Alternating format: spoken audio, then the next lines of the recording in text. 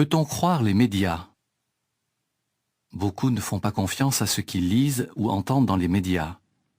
Lors d'un sondage réalisé en 2012 aux États-Unis, on a demandé aux gens s'ils pensaient que les informations diffusées par les journaux, la télévision et la radio étaient complètes, exactes et objectives. Résultat, 6 personnes sur 10 ont répondu soit pas vraiment, soit pas du tout. Une telle méfiance est-elle justifiée? De nombreux journalistes et organismes de presse se sont engagés à publier des informations exactes et de qualité. Néanmoins, la prudence s'impose. Voyez pourquoi. Les grandes entreprises. Les principaux organismes de presse ont une forte influence sur le choix des événements à couvrir, la façon de le faire et l'importance à leur accorder. Or, ils appartiennent à une poignée d'entreprises très puissantes qui cherchent bien sûr à faire du chiffre. Les décisions des organismes de presse peuvent donc être motivées par des intérêts économiques. Si une affaire menace les profits d'un grand patron, elle est parfois passée sous silence. Les gouvernements. Beaucoup d'informations concernent les politiciens et les affaires gouvernementales. Les gouvernements veulent convaincre le public de soutenir les mesures qu'ils prennent et leurs représentants. Or, ils constituent une source importante d'informations pour les médias. Journalistes et gouvernements sont donc parfois amenés à collaborer. L'interprétation. Les faits ont beau être solides comme du roc, la façon dont un journaliste les présentera dépendra beaucoup de son point de vue. Quels détails devraient être mentionnés et lesquels devraient être laissés de côté? Une équipe de football, par exemple, a perdu un match 2-0. C'est un fait. Mais pourquoi a-t-elle perdu?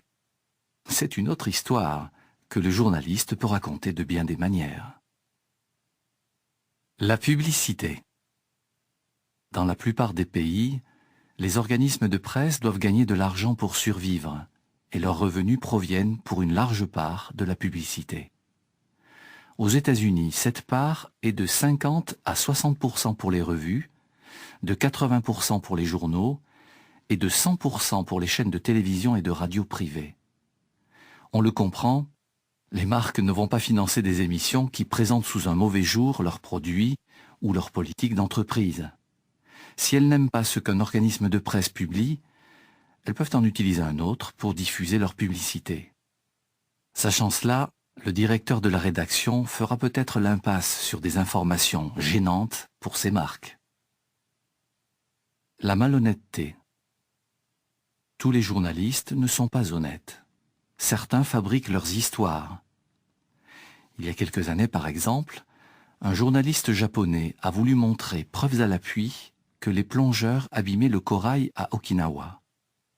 N'ayant trouvé aucun corail endommagé, il en a lui-même saccagé et a photographié les dégâts. Par ailleurs, les photos elles-mêmes peuvent être truquées de façon à tromper le public.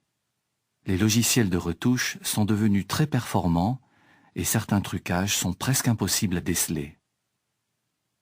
Les omissions. Lorsqu'ils assemblent des faits pour réaliser un reportage convaincant, les journalistes taisent souvent des détails qui entraîneraient des complications ou des questions sans réponse. Par conséquent, certains faits prennent une importance exagérée, tandis que d'autres sont minimisés.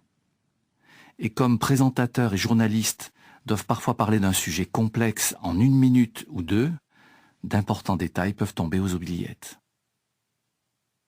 Les erreurs. Comme tout humain, les journalistes sont sujets à l'erreur. Une faute d'orthographe ou de grammaire, une virgule mal placée, tout cela peut changer le sens d'une phrase. Les faits ne sont pas toujours bien vérifiés. Pressé par le temps, un journaliste peut facilement se tromper sur un chiffre et taper par exemple 10 000 au lieu de 100 000. La concurrence. Ces dernières décennies, les chaînes télévisées s'étant multipliées, le temps qu'un téléspectateur passe devant une seule chaîne a beaucoup diminué. Pour capter l'attention, les chaînes d'information doivent offrir quelque chose d'inédit ou de divertissant.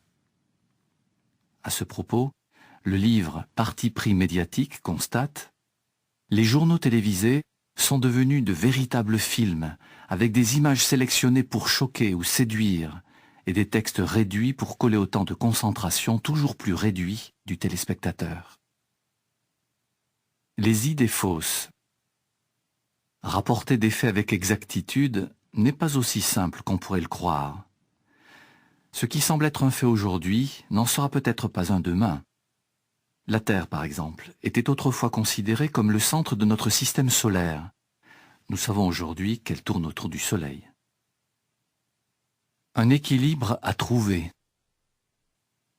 Il ne faut certes pas croire tout ce qu'on lit dans les journaux, mais cela ne veut pas dire qu'on ne peut jamais leur faire confiance. Pour trouver le juste milieu, il est bien de se montrer prudent tout en gardant l'esprit ouvert.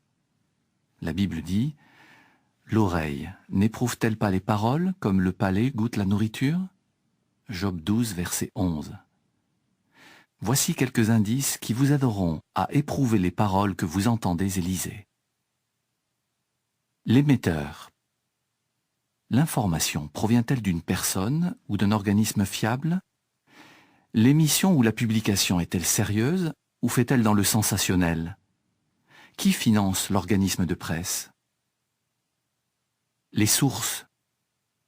L'information repose-t-elle sur des recherches minutieuses? Provient-elle d'une seule source ou de plusieurs? Les sources sont-elles fiables et objectives? Sont-elles représentatives de chaque point de vue ou ont-elles été choisies pour n'en transmettre qu'un seul? L'objectif.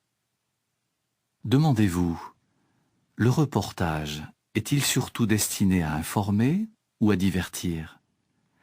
A-t-il pour but de faire vendre quelque chose? De défendre une cause? Le ton.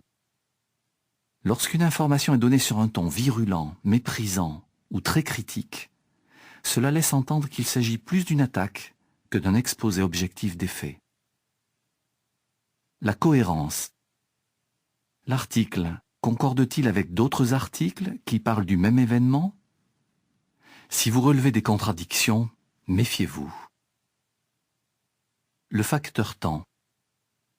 L'information est-elle suffisamment récente pour être digne de foi? Quelque chose qu'on pensait être vrai il y a 20 ans a peut-être été rectifié depuis.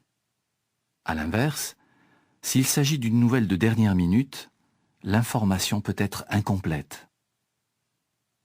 Alors, pouvez-vous croire les médias? En Proverbe 14, verset 15, le roi Salomon fait cette remarque pleine de sagesse. Quiconque est inexpérimenté ajoute foi à toute parole, mais l'homme astucieux est attentif à ses pas. Terminons avec l'encadré, et réveillez-vous alors. Réveillez-vous est le fruit de recherches minutieuses. Ces rédacteurs s'efforcent de vérifier chaque fait, chaque chiffre et chaque citation. Cette revue n'est influencée ni par des activistes, ni par de grandes entreprises, ni par des gouvernements humains. Elle est financée par des offrandes volontaires.